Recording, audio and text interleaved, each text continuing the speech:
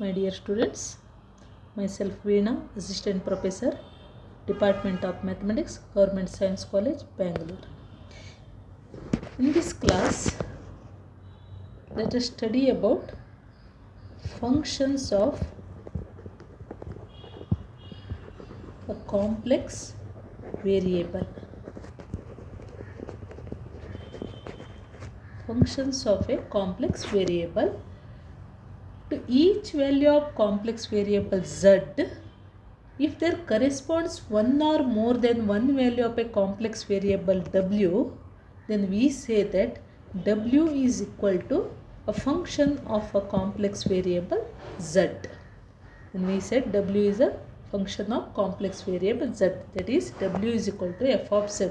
Since z is equal to x plus iy, so w is equal to f of z, that is equal to u of xy plus I into v of xy. So for example, therefore since z is also complex variable and w is also complex variable, w is equal to u plus iv, where u and v are again functions of x and y. So therefore w is equal to u of xy plus I into v of xy. Since z is equal to x plus iy, let us take one example. F of z is equal to z square. So it becomes z is x plus iy, x plus iy whole square, or it is in the form of a plus b whole square, that is x square, so plus iy whole square plus 2ixy, or that is equal to x square minus y square plus I into 2xy. Now this is in the form of u of xy plus I into v of xy, where u of xy is equal to x square minus y square and v of xy is equal to 2xy.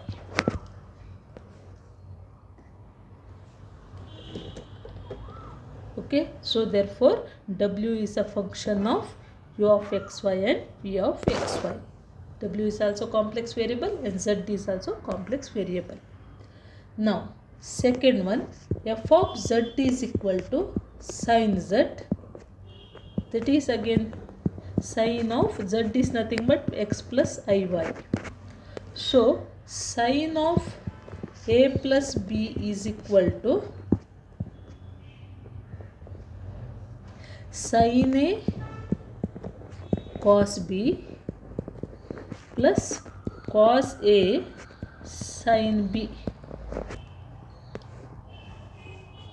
that is cos of iy is nothing but cos hy. We have already studied in last class cos hy, plus sin of iy is nothing but I sin hy, so cos x. Again it is u plus iv, that is u of xy plus I into v of xy. Therefore u of xy is equal to here sin x cos hy and v of xy is equal to cos x sin hy. W is said to be single valued or many valued functions of z according as per a given value of z. There corresponds one or more than one value of w. Okay, so therefore w is equal to f of z, where z is also complex variable and w is also complex variable. Next one is limit of a function.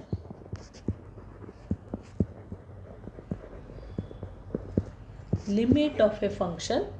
Let w is equal to f of z be a functions of complex variable z is equal to xy, where w is equal to f of z and z is a function of x and y.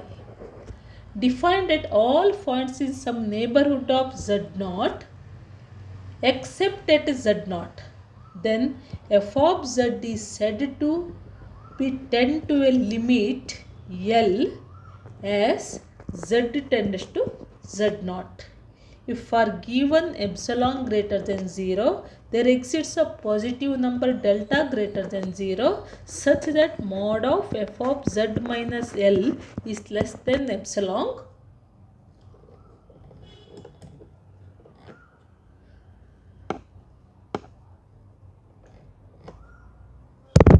or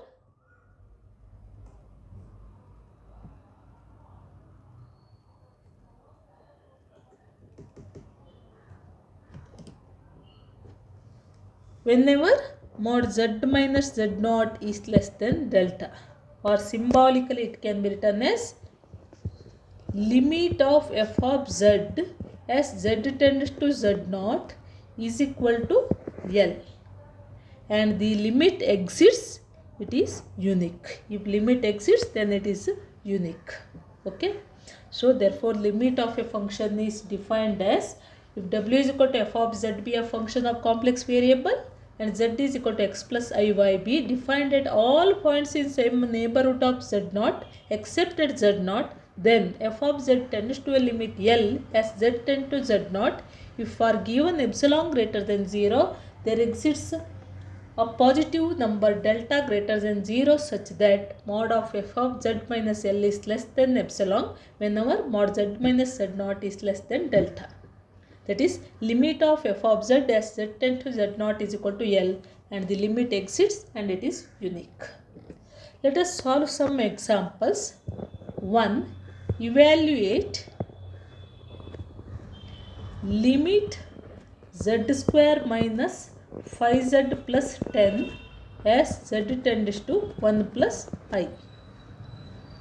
So, limit z square minus 5z plus 10 as z tends to 1 plus I is equal to, put the value of z here, that is 1 plus I whole square minus 5 into 1 plus I plus 10, or that is equal to again a plus b whole square form.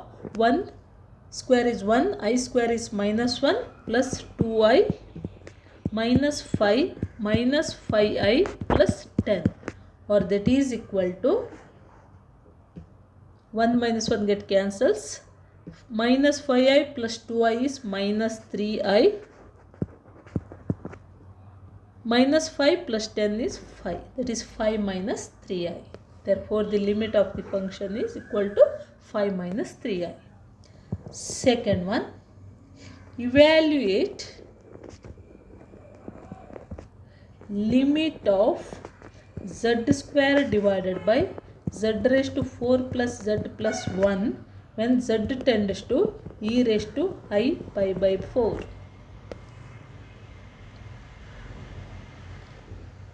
So,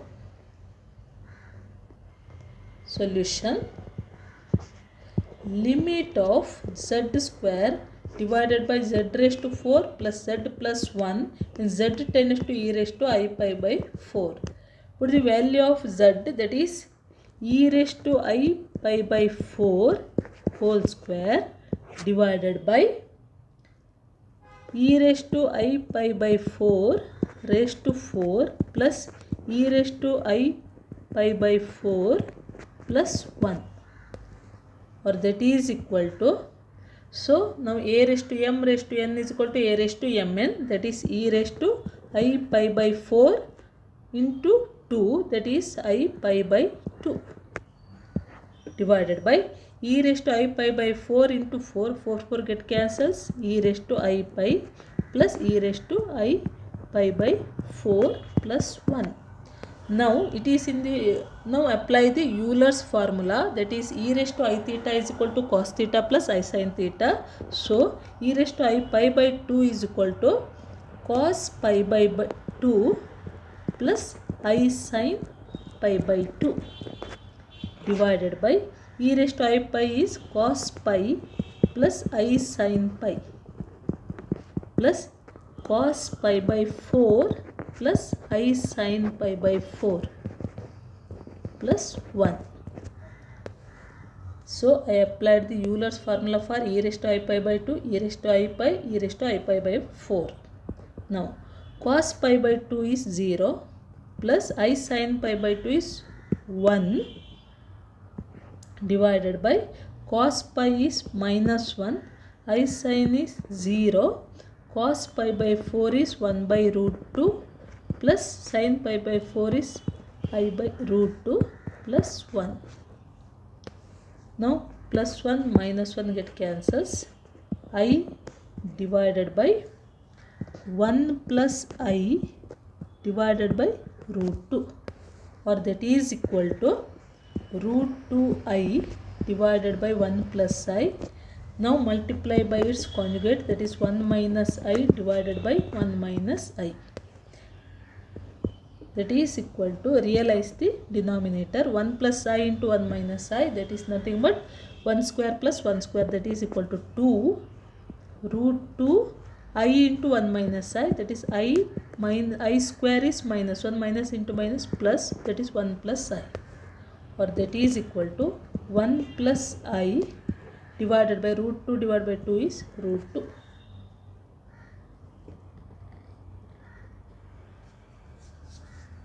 One plus I divided by root 2. This is the answer. Third one. Show that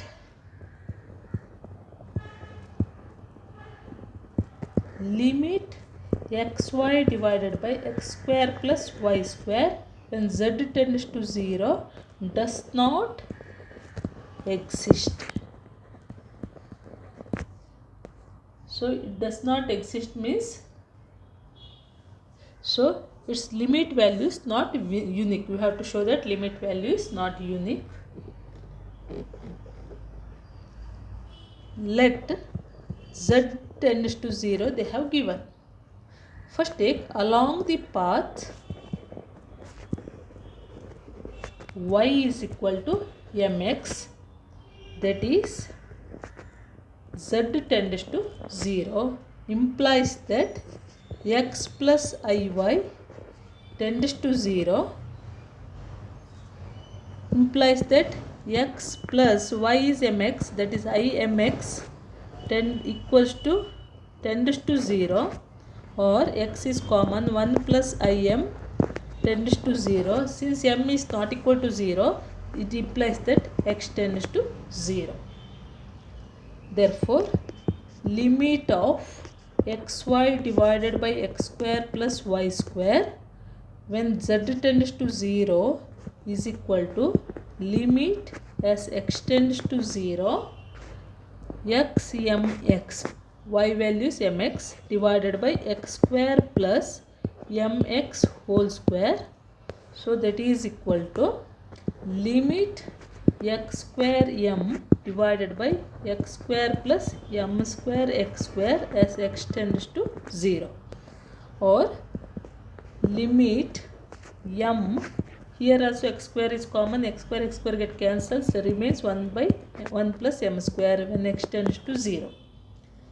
The value of the limit depends on value of m, which is not unique.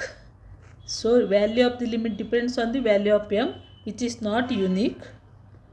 The value of the limit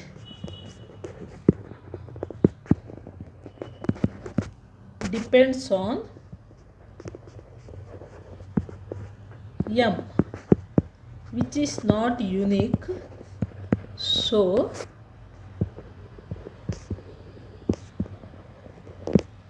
hence limit does not exist. Does not exist. Okay, this is a way of find out the limit of a function. So continue on continuity in the next class. Thank you.